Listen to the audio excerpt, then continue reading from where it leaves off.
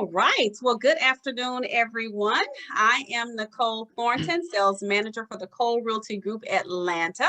Make sure you're following me on Instagram at Your Real Estate Style Pro. Hi, everybody. I'm Dedra Carter. I am the sales trainer and mentor for Atlanta and Orlando. And you can find me on Instagram, Dedra, the Premier Agent. Oh, Premier. Premier. And guys, make sure you subscribe to our YouTube channel, TCRG Closing the Gap. All right. Okay. So, yeah, I'm getting used to this, guys, because I'm now part of the Premier team. So stats highlights. We're going to go over some of the numbers. We have March 2022 new under contract, March sales as of March 23rd, 2022, and Zillow squad sales. All right. So when we look at the March 2022 new under contract, oh my God, a total of 18 new transactions at a whopping $5.8 million. Bree has 3 under contract. Naysha. Go, Bree. Yes, Bree. 2 under contract. Charisma with 2. I have 2. Sharice, congratulations with 2. Good oh my job, God, Henry, congratulations Henry, with 3. show out. Go on, Henry. Tamia has 1 under contract. All right, Alicio, I see you with 1 under contract. We've got Sean coming in with 1. Oh, LaShandria, congratulations, 1 under contract. Good job, guys. Orlando, we've got coming in with the whopping 1 meal ticket, 144. Nice one. We've got Alicia Riley, 2 under contract. Latoya Gaines, 1 under contract. And Sharonda Coleman, 1 under contract. Woo! All right, guys. Congratulations. Yes. That is awesome.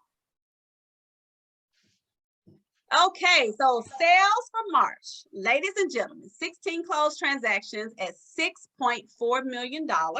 I have closed 4 at $1.7 million. Congratulations, Henry, 700,000.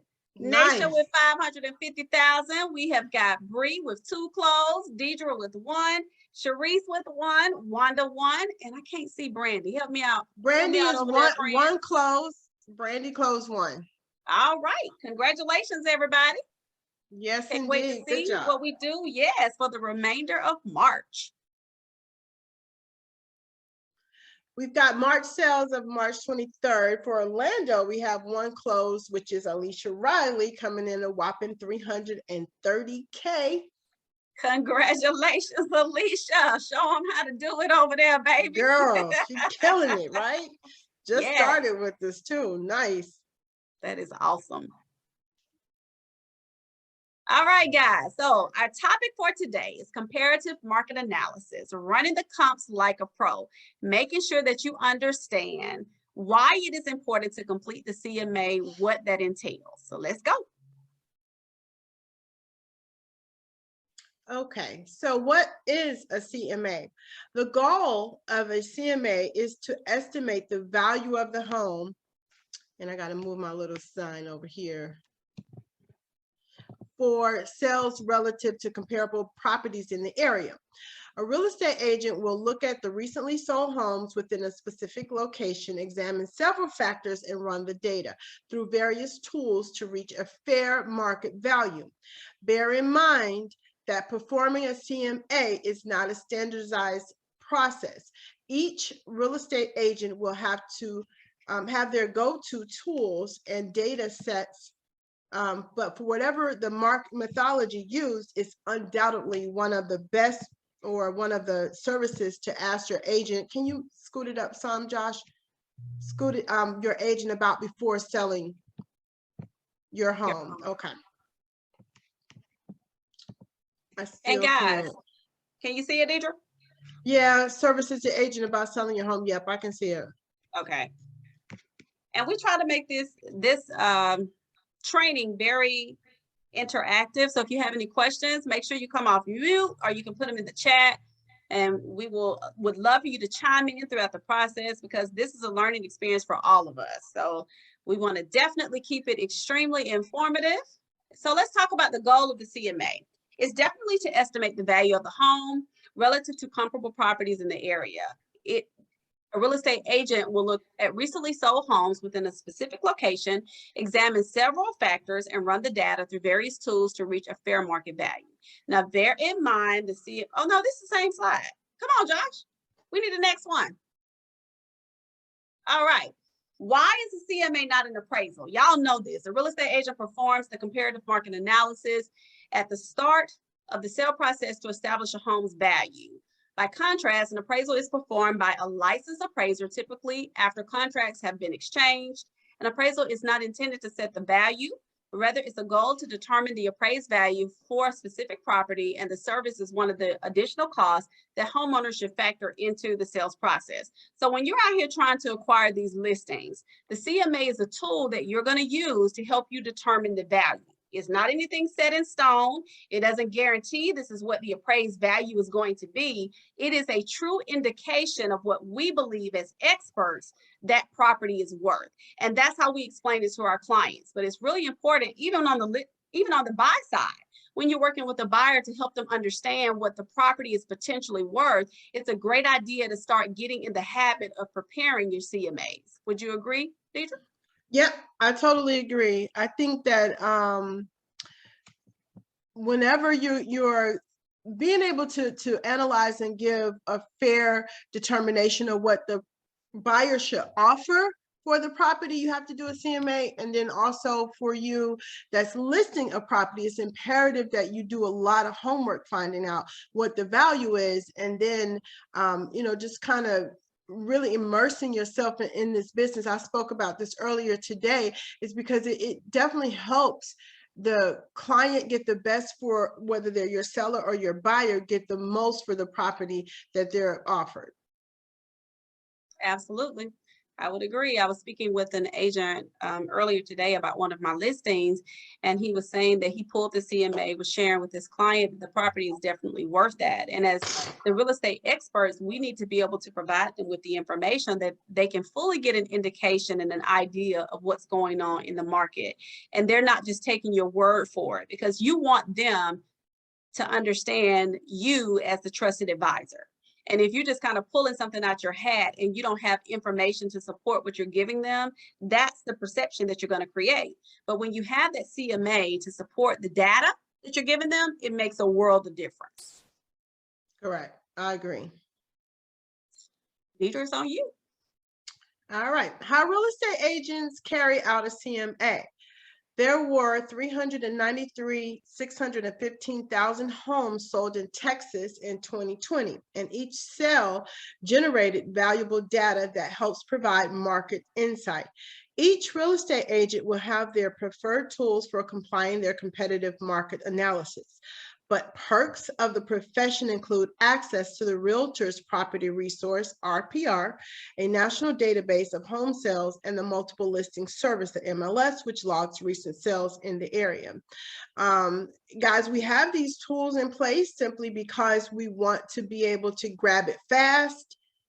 Sometimes you can even be out with your client en route, and you're touring a property, and then you have the conversation on site. And if you have these resources and these tools available to you on site, then you can talk about what you want to offer at that moment, So being able to have this access and have it at a finger snap is really something that you need in order to make sure you're in the runnings with everybody else. Another thing that I would advise you guys to do as well. You really got to know value in certain things that you're looking at. So your client is looking at the house. You should be looking at the house going, okay, I'm clocking that. That's hardwood floors. That's the extra such and such. That's, double crown molding. That's new fans. I'm looking at all of those different things, and those accents, they matter. When they're walking through the property, you should be walking through the property. My goal is to identify anything that looks like something that we need to address if they like this property, and also to clock how much money has been in this property for remodeling. Yes, you can get a CMA. You also want to be cognizant of what kind of value is added in this property. So you're going to have to do your due diligence and be on top of your job in this business on what things cost. Okay. I agree. I just recently had an offer that we made on a property, and they literally had the upgrades listed in the documents that was online when you know, the seller's property disclosure and the list of the upgrades. Because a lot of people aren't aware, you know, what things cost. So yes, A and B might have sold their house. Look at their house on the inside. Don't just take the number that they sold it for. Look at it. Look and see. New paint, you know, curb appeal, added deck. You know, you've got to really get in there and dig in there and do some research, because sometimes the numbers might be a little off. 6 months ago, what's happening right now, you shorten yourself about 25K. I agree. Yeah. I agree, Dedra. And one of the things I love to use, I know you mentioned, like when you're on the go and you're trying to pull the comps and you're out touring with the client, RPR guys, if you don't have access to it, take your phones out, go to your apps, download it immediately. And when you're completing these CMAs, make sure that you remove the lower comps, because they are not a true indication of the market today. As Dedra said, 6 months ago, totally different from what the market is today. And if you leave those lower price comps in, it skews the value. I work with a lot of investors, and for them, it's truly getting an indication of what that aftermarket value is going to be once they complete those renovations. If you leave those lower price homes in there, it's not a true indication of the market. And so understanding the importance of the CMA, also using the RPR tool, and even though Zillow sometimes is off because its estimate is not a true indication, they don't know what improvements have been made to the property. But to Dedra's point, when you put those listings or those solds into the CMA, you can see the upgrades and you can compare them to your listing, or you can compare them to the property your buyer wants to purchase, and be able to be an advocate, not only for them, but a true advisor, because they're looking to you to understand, okay, is the house really worth that? Okay, how much over market can I offer? If you're not an expert in your field, who do they have to rely on? So it's really up to us to understand the CMA, understand the other tools that we have available, because sometimes when you look at RPR, the comparables that you see in RPR, they're not going to be the same in the comparative market analysis. You can remove those comps out and you can add other comps that will improve the overall value of the property that you're either seeking to acquire the listing, or B, your purchaser wants to make an offer on. We got a question in the chat. Yeah, we got a question from Kay Campfield, which is one of my faves. Hey girl, hey. Okay. So does she read this off, or we read it for her? You'll read it. Okay. In terms of Kay wants to know, everyone, in terms of the upgrades in the home, do we use an average retail price or requesting necessary receipts? I would ask how much, if it's a seller that's selling the house, I would ask them how much did they spend. It's okay to ask that. You know, some people use certain materials and you're not sure on what they spent. They could have got it at a discount price, and you can get it above cost just because it's what it is what it is. Okay, because my cousin, sister, uncle work at a warehouse and he gave it to me at their cost, doesn't mean that the client shouldn't pay an additional $2 to $3 grand for it on the other side of it. So asking for receipts can get tricky. Just be mindful of what you're looking at and making sure that it's lining up with what's basically happening already in the market with the other CMAs. And if it's, you know, a major upgrade, then you got to add on. I hope that's answered. Nicole, you can try and answer it as well. No, yeah, I would agree. And always try to keep a general contractor in your back pocket, someone that you can contact and say, hey, listen, I see that, you know, there were these improvements on this property. What do you anticipate those improvements to be? And then you just add that to what they're asking for the property or what it was last purchased for. That'll kind of give you a true indication of what you believe the property is worth. I'm always transparent with my clients and explain to them, hey, listen, I'm not an appraiser. I can only provide you with an estimate of what I think the property is worth. Keep in mind that appraiser is going to go in. Sometimes, you know, it comes in at what we think it will, and sometimes it comes in less. And that's just you rolling the dice. It's not anything we can do about that, but they are relying on you as an expert to give them that information and help them to determine what they're going to offer for the home or what they're going to list it for. I typically try to recommend to my clients that we come in a little below the market. In this environment, you don't want to price it out at the top of the market. Have had a couple of situations where we've done that and it hasn't gone in their favor, because if the property doesn't appraise, your client, if it's the seller, is kind of in a decision where they're going to have to either reduce the price or go with another buyer. And so when you price it a little bit below the market, you have some wiggle room. That's why you don't want to price it at the top. Exactly. I totally agree. Totally agree. All right. And you create a war. You want people to fight. You can't really fight if you're at the top of the game, because then, you know, the agents are going to do exactly what you did to get the listing. They're going to go in and they're going to see, you know, hey, this house is overpriced. Like, I wouldn't, you know, offer XYZ. Yes, we are in a tight market, but we still have to be realistic, and you still have to have some integrity. That's right. Give you a prime example. Chanel and I have a listing right now, and I said to the seller, I think it's a little bit above. I think we priced it aggressively. Well, the offer that we received is about $15,000. Initially, it was about $30,000 below asking, and then we countered back and we split the difference, and everybody was happy. That doesn't always happen, so you definitely don't want to price at the top of the market. Right. All right, Josh, next slide. All right. Agents may also look at tax records, which are useful for establishing the initial parameters, but tend to be lower than the current market value. Since popular real estate websites are typical benchmarks that most buyers will cite, real estate agents will often include them as references, but with the caveat that price ranges are often significantly different to the final sales value.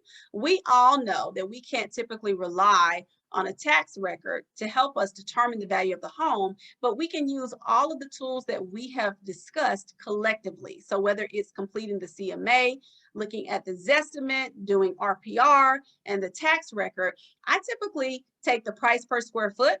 I use that and multiply that times, I take an average of the comparables that I'm using, take that price per square foot, multiply it times the property's square foot that I'm seeking to either list or make a recommendation for my buyer. And I use that as an estimate to determine what I believe the property is worth. Dedra?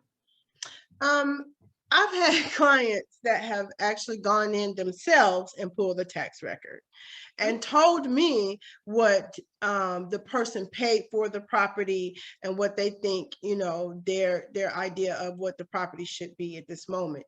So they're not in this in the business, they're not the expert. So you have to really rely on all of your research and your data of why, and you have to prove why you think this is the best cost, either to sell this house and what they would get, or to offer.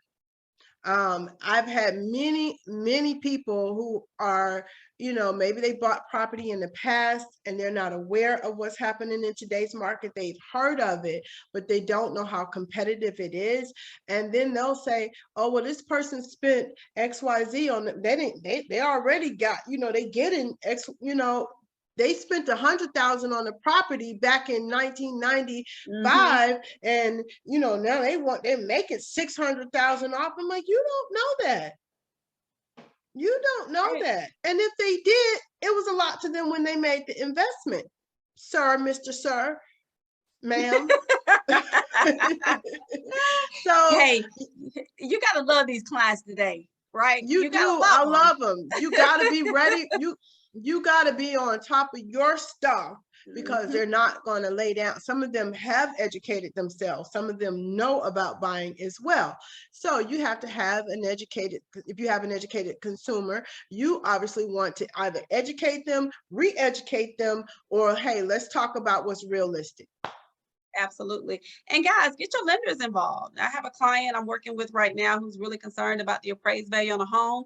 I contacted the lender and I said, hey, can you pull the information that you have access to on your side? And let's share with the buyer what we believe, in addition to the RPR, the CMA. Let's give her some additional information as to what we believe the property is worth today. So it's kind of like tag teaming. It's no I in team, and all of us come together collectively to make sure that we represent our clients effectively. Josh? All right. What factors influence the CMA?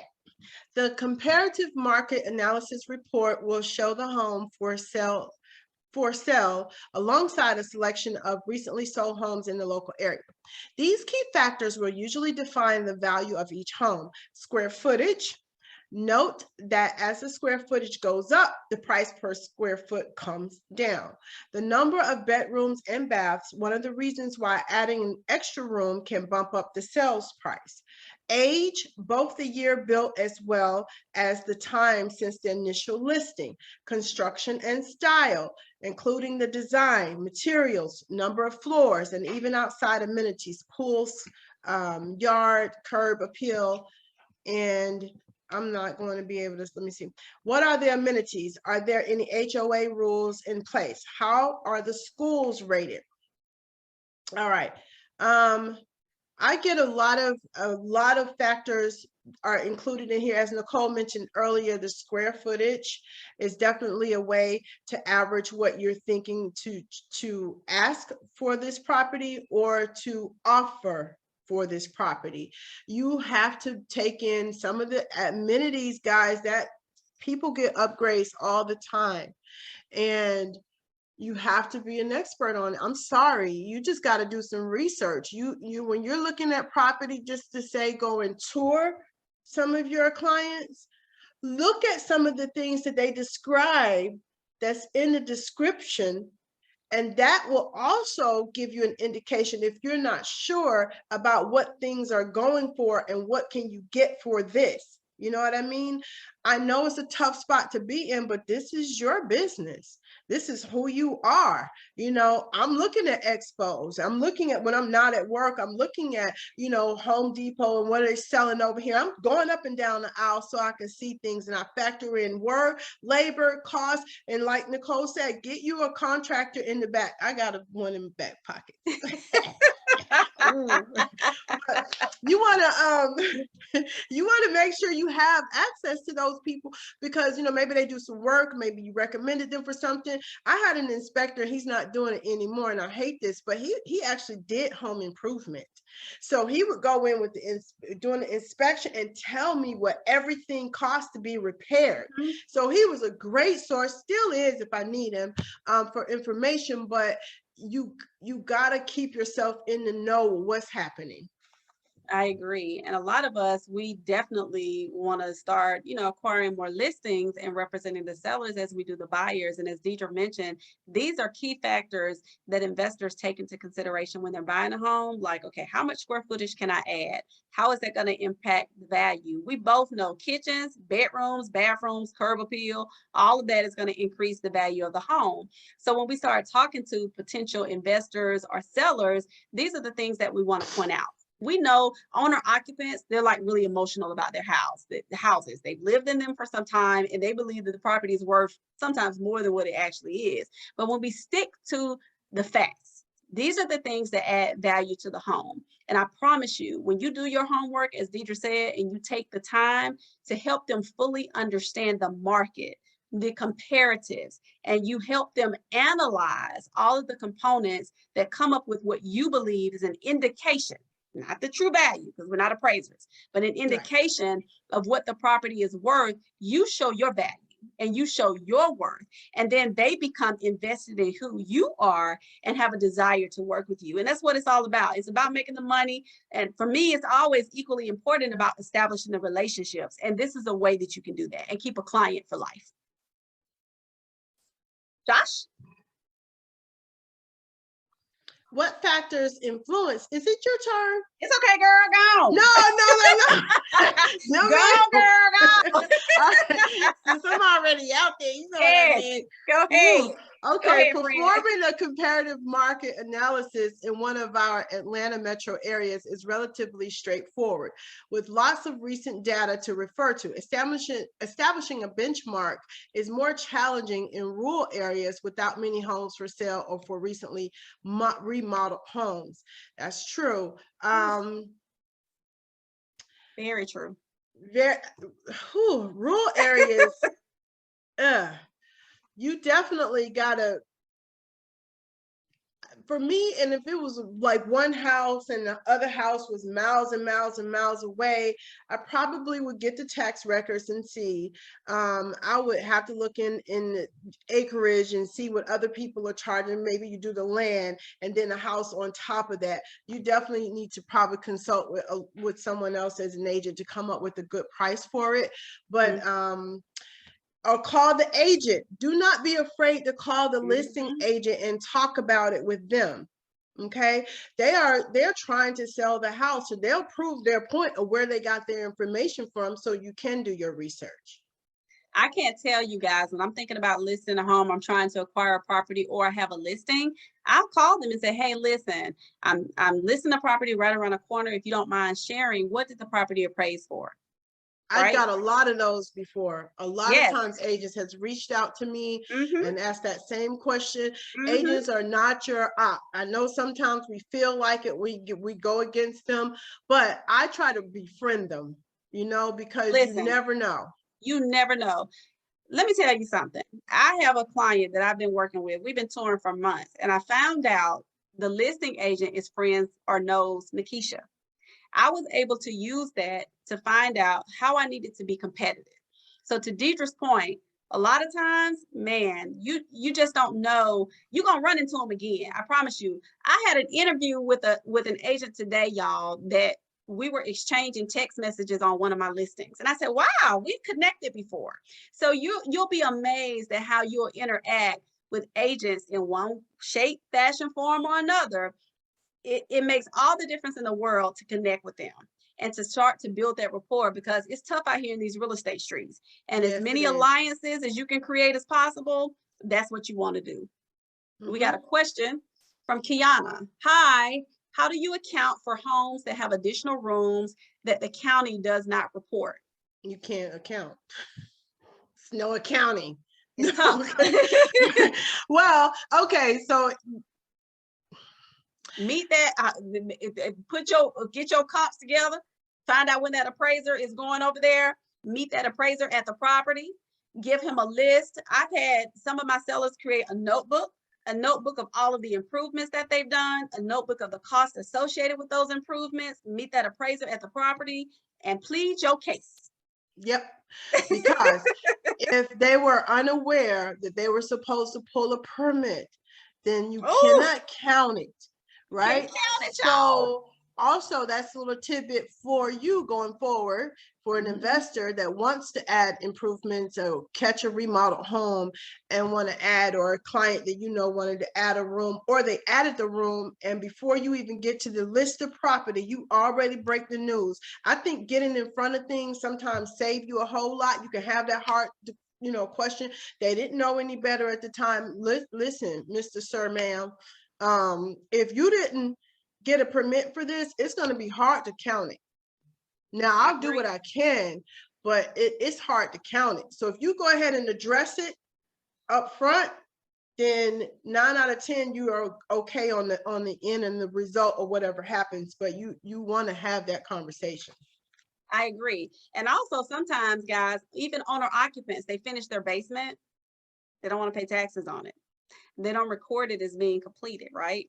And so sometimes that impacts the value, it impacts the taxes. And having those hard conversations with your sellers up front, believe it or not, puts you in a better position with them, because what you don't want is any surprises. What you don't want is it to come up later in the conversation that you, as their agent, didn't discover it.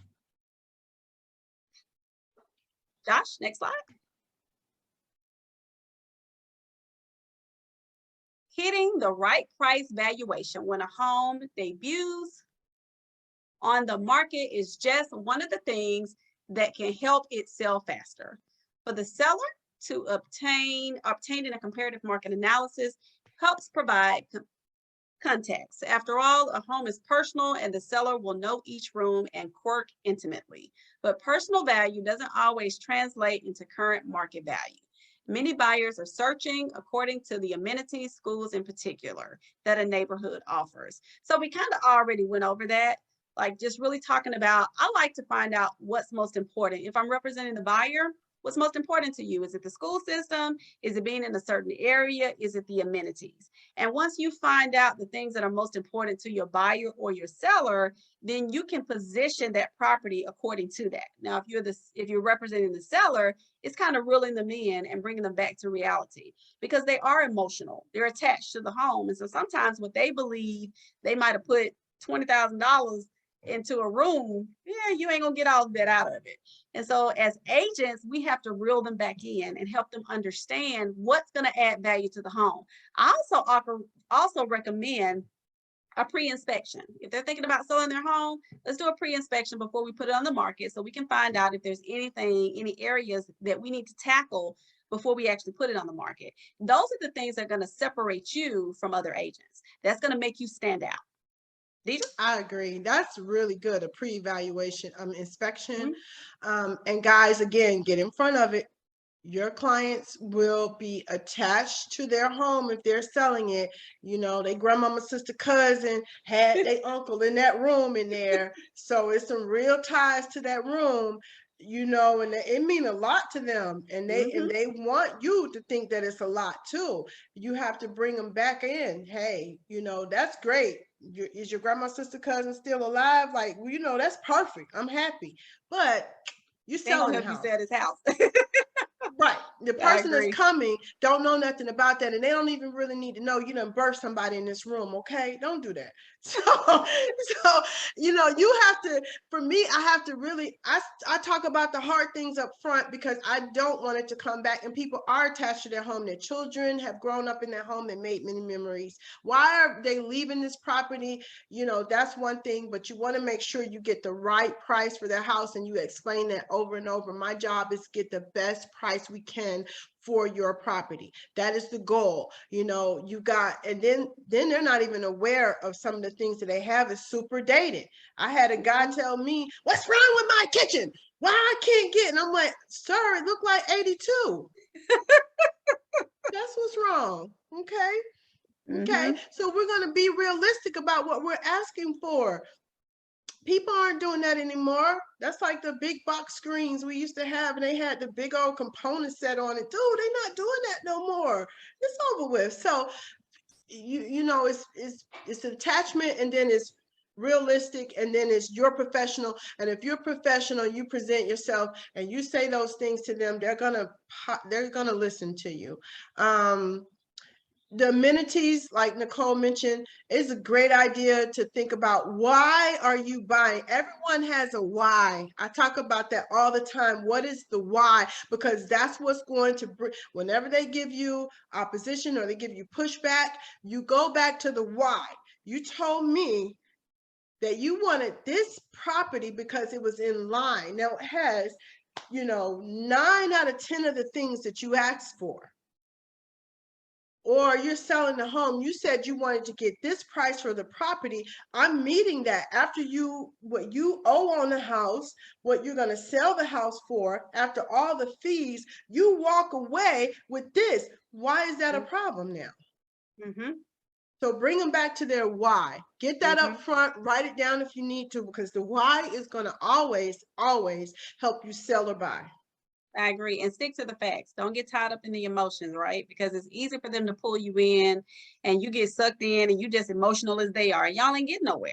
The key is stick to the facts. What is the price per square foot?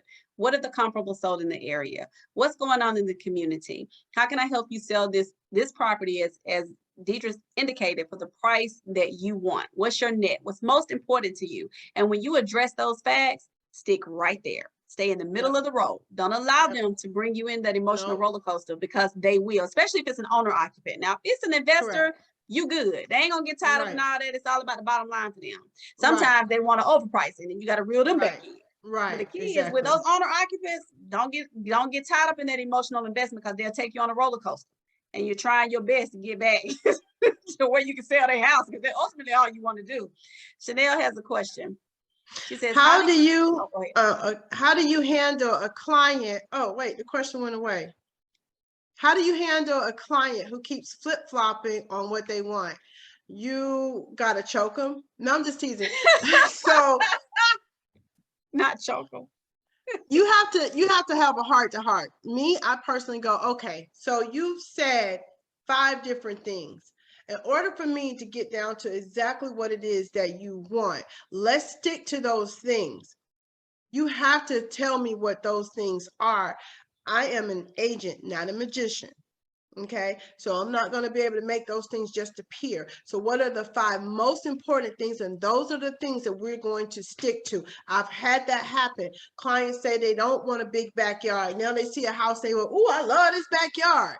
I like that big backyard. I don't want a fence. I want a fence. I don't. You give me your top 5 and these ones, you push them up against the wall. I need your 5 must-haves, and we can't waver from there. It's already not enough property on the market as is. So when we identify it, we need you to understand this is, I'm going to go full throttle to get it for you. We got to be on the same page. It's okay to have tough conversations. I'll have a tough conversation than a disappointed client. I'd much rather do that.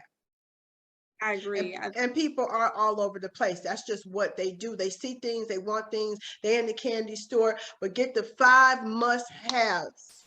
Write down what people say. I bring it back all the time. I'm like a little recorder. You tell me something the first time I talk to you, oh, but you said you wanted to be 10 minutes from the highway, and it's 10 minutes from the highway. Oh yeah, I know what I said, but you know what I mean? You said 10 minutes from the highway, sir. You know, so that's what I say. You have to make them tell you, okay, you've said a lot of things that's not helping this process. I need you to give me the top 5, and that's where we're going to stay. You take control. I agree. I set clear expectations from the beginning. As Dedra said, I understand what's most important to them. I take my notes and I focus on the things that they told me that are most important. And when they start to deviate from that, oh, no.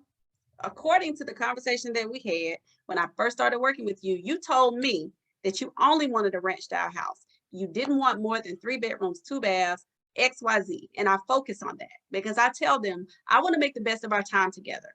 I know your time is valuable and mine is as well. And in order to make sure we hone in on the things that are most important to you in this seller's market, I want to make sure that we focus on that. And when you do that, you take away that they all over the place. Because if you will allow a client to do so, they'll have you 1 minute in Fulton County, then they'll have you in Gwinnett, they'll have you all the way down in Hodgson, Georgia, up in Duluth.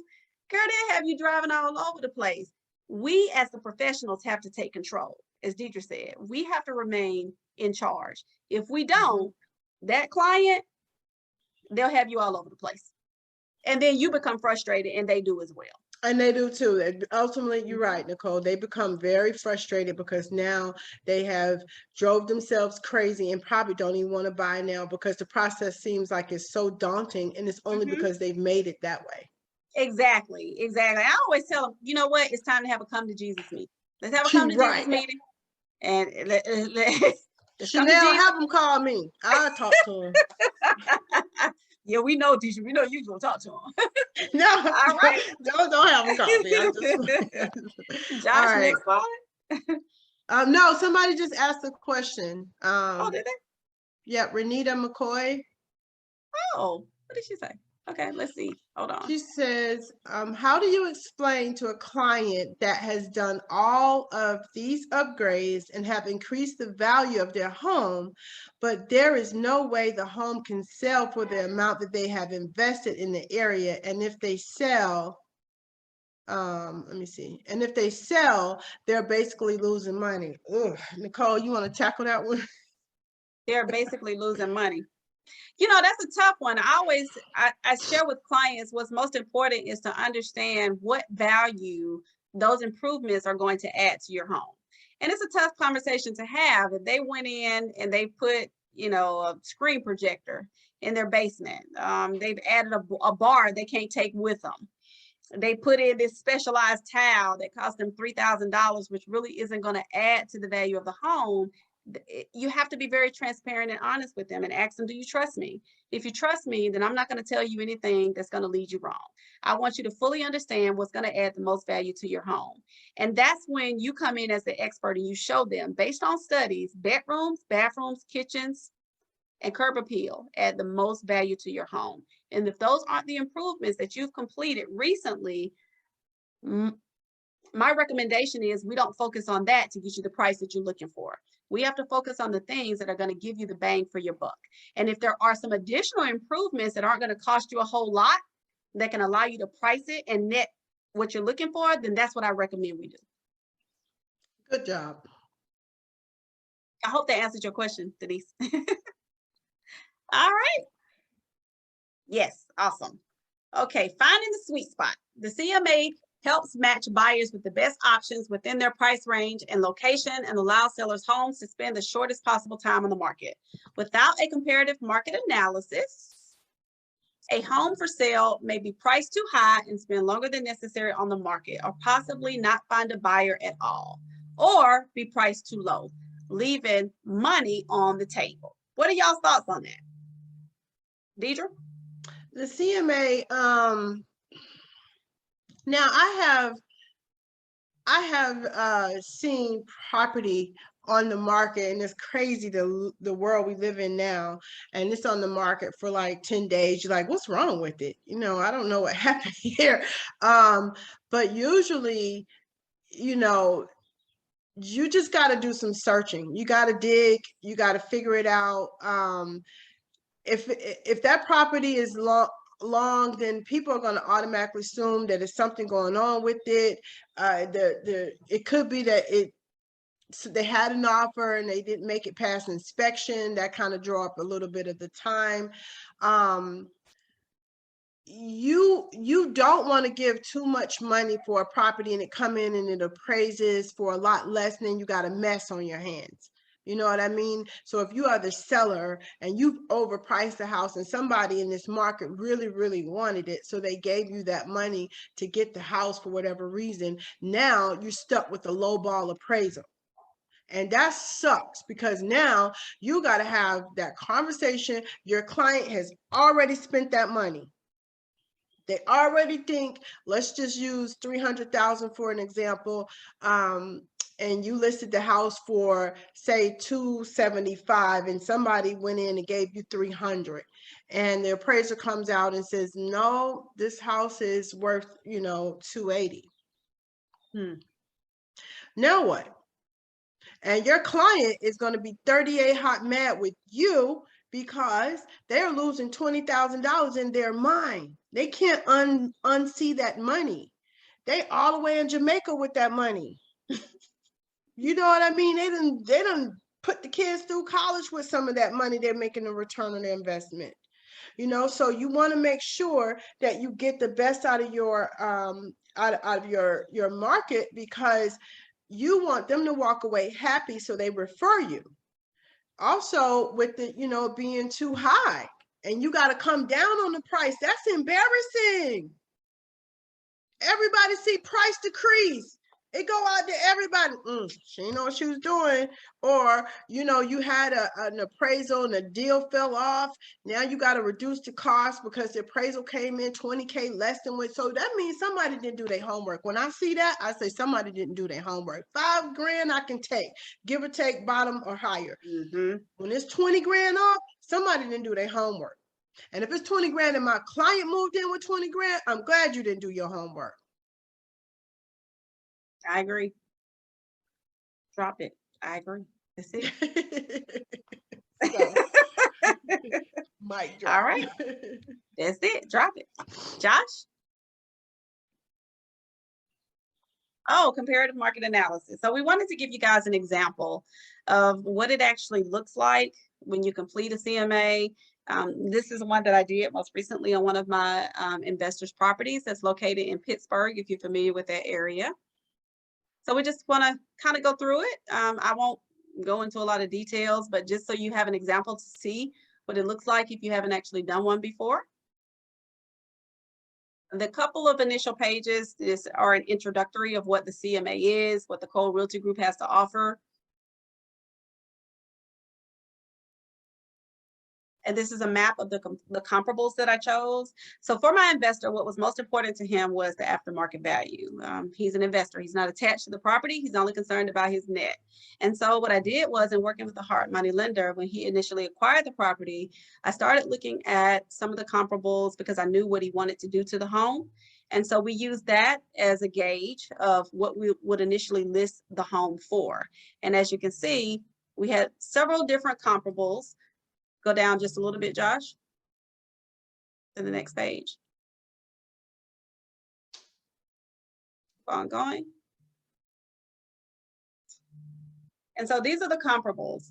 When you do the CMA, you get a full detailed description of the properties that you're using as comps. So you can see how they actually compare to the subject property.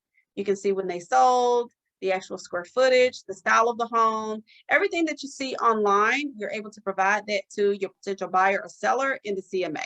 And it's really helpful information, especially those listings that have sold, which have photos, or those that are on the market, because they can see a true indication of how that property compares to what they're trying to purchase or what they want to sell. And for my investor, we ended up listing the property at 410 with comparables proven to go closer to 425. So we didn't price it at the top of the market. For those of you that are familiar with the Pittsburgh area, it can be, it's a little sketchy depending on one street over or the next one closest to it. But these are true indications of what we believe we can sell the home for. And it's really good when you're speaking with a seller for them to use this as a gauge of what they plan on doing to their home. So they can see, okay, well, this property sold for $368,000. It's a 3-bedroom, 2-bath. You use the year of the home, the square footage. And again, I take those comps, I average them out, take that price per square foot, and I multiply it times the square footage in the home I'm seeking to list to give me a true indication of what that property might be worth. Any questions, guys?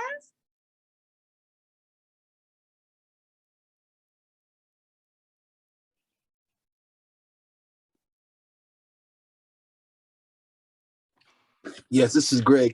You pulled this from where?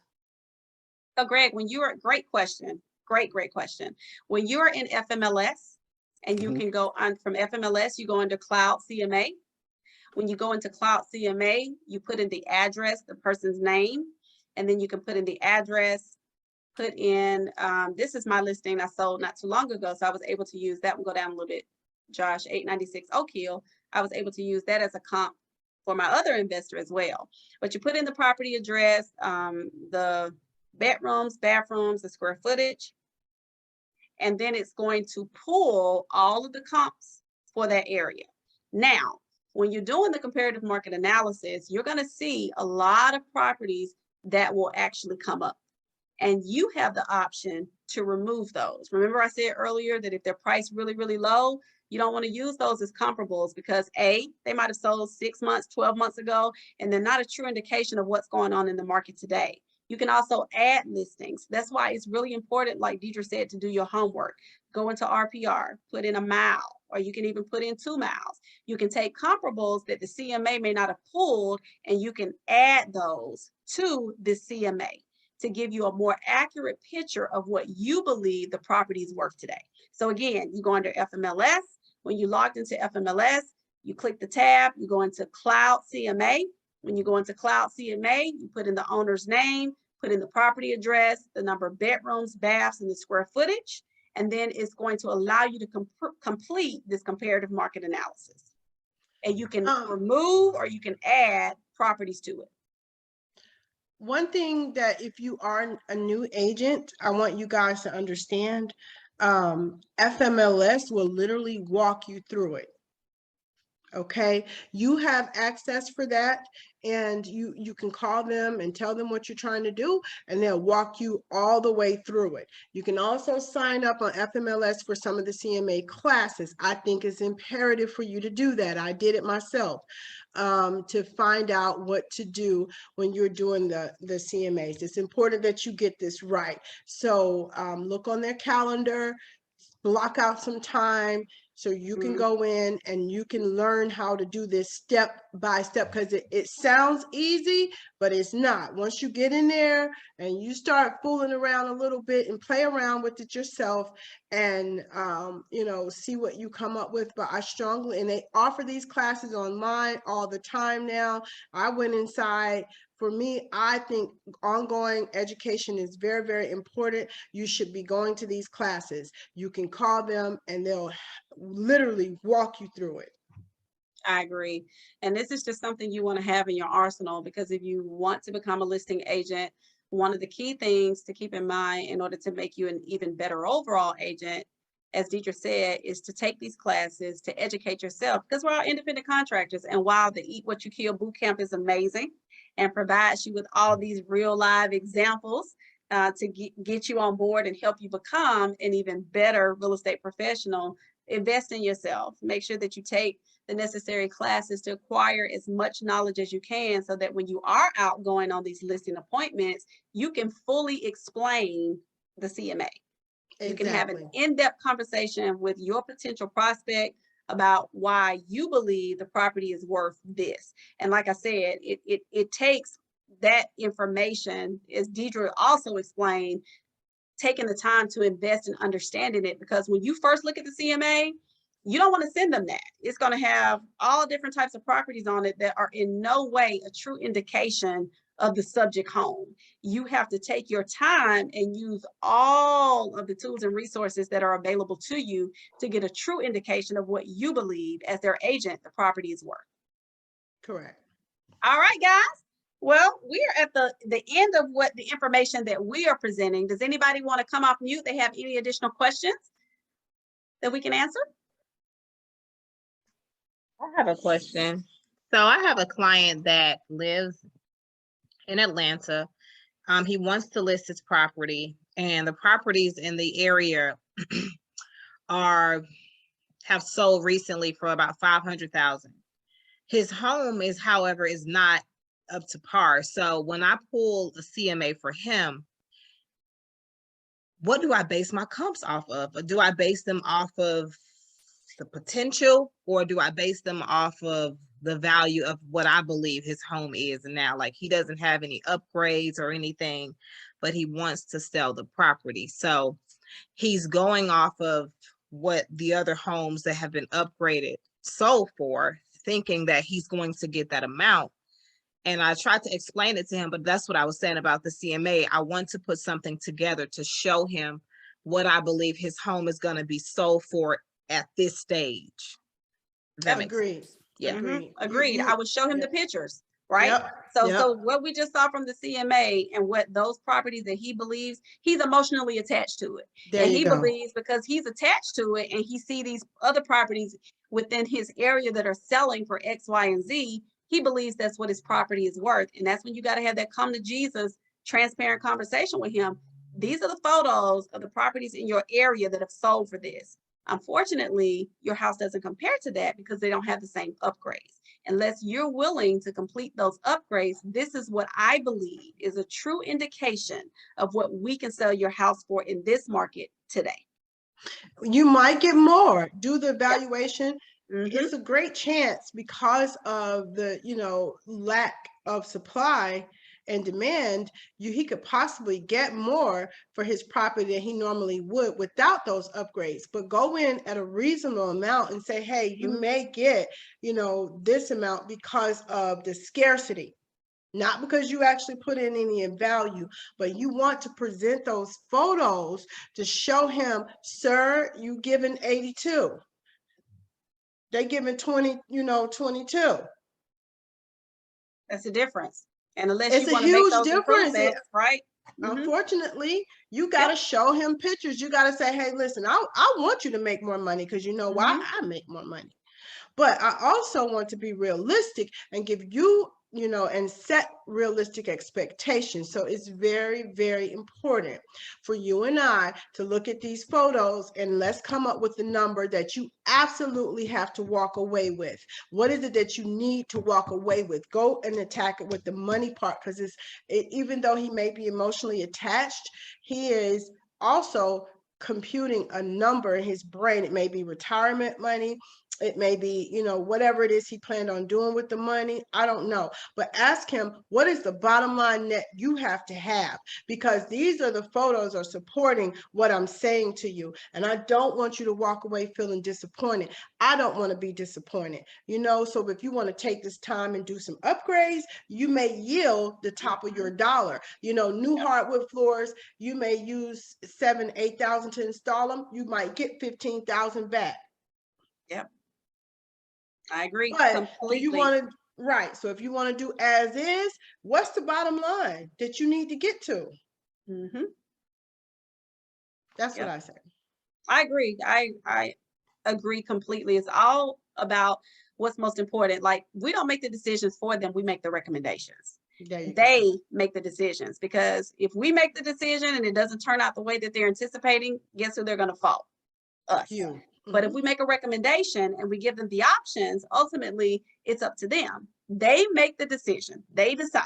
We only provide the recommendations. That's why I always recommend a pre-inspection, because when things pop up, I try to tell you, but if you have that pre-inspection and you know that these are possible concerns, they can be addressed on the front end. And like Dedra said, if he wants to net more, okay, well, let me introduce you to a couple, not one, a couple of general contractors. Again, allow them to make the decision.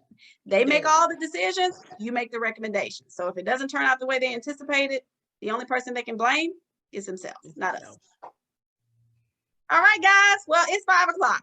That's it for Closing the Gap today. Thank you so much for tuning in. We're here every single Wednesday at 4 p.m. No, we're not. Sure. No, we're yes, not. every other Wednesday. I'm sorry, y'all.